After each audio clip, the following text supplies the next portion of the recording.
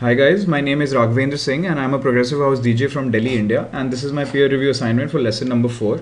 And in this assignment, I'll be showing you how to use a compressor to alter the sounds you may have, and especially using the side chaining commands in a compressor to create a rhythm out of sounds you may already have. And for this, I'll be using original work in progress, and these are the sounds we'll be working on. This is a basic pad that we have. This is an E minor. This is the bass line. Then we have some percussions, and then I have some ambient sounds.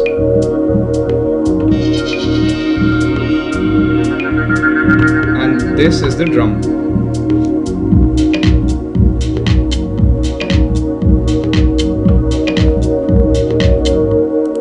So in this example, I'll be using a compressor specifically on our pad, and the thing with the pad is that it's sounding good when I solo the track, but when the other elements are kicking in, it's getting drowned out a little.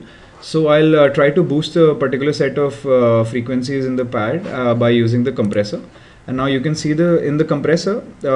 So now what basically a compressor is, that it's a dynamic processor which is used mostly to even out the volumes or boost out a particular set of frequencies or the dynamic range in a sound. And in the compressor you can see there's a threshold. Now the threshold is actually the level of the sound at which the compressor starts to work, and underneath is the ratio. I'll set it to 4. The ratio is basically the ratio of the compression, and what this basically means is that for every 4 dB our signal goes over our threshold setting, the compressor will let through 1 dB.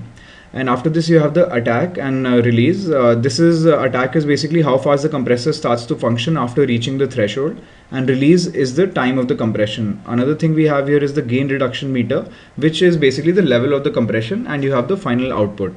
So we'll switch on the compressor, and I'll increase the final output to 4.5 dBs, and the threshold is at -11, which is fine, and the ratio is at 4. So now I'll open the side chain command in the compressor just by pressing this down arrow, and I'll switch on the side chaining. Now I'll route the audio in the side chaining through audio 1, which is my drum kit, and to show you the difference I will be resampling this track. I'll just quickly insert an audio track.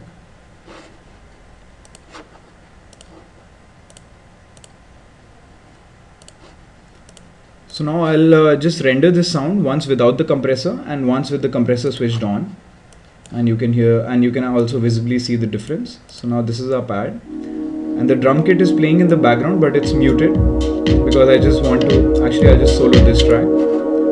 So this is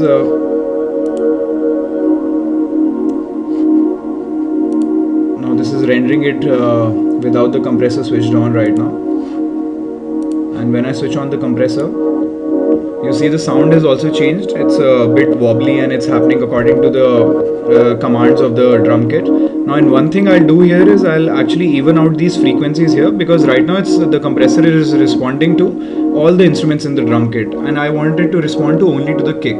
So for this, what you can do is actually switch on the EQ here, and we'll actually solo the EQ. And we'll cancel out the frequencies, and we'll arrive at a smooth drum hit, kick hit. Yeah, I think this sounds fine. And now the compression has also become smooth, as you can see. And we'll now go back to the track.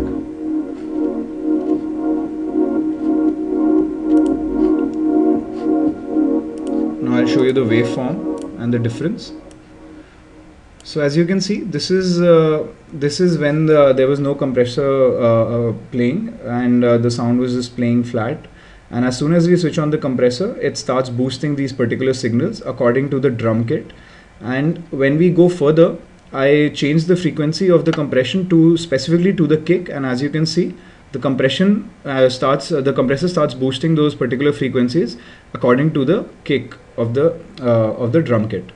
So these are very few simple ways to use a compressor in different ways, and the best thing about compressor is that it's such a simple and also such a interesting instrument that the only way to learn it is to just keep experimenting with it and using it with different sounds and in different methods. And I hope I was able to clear out some of your doubts about compressor. Thanks for watching.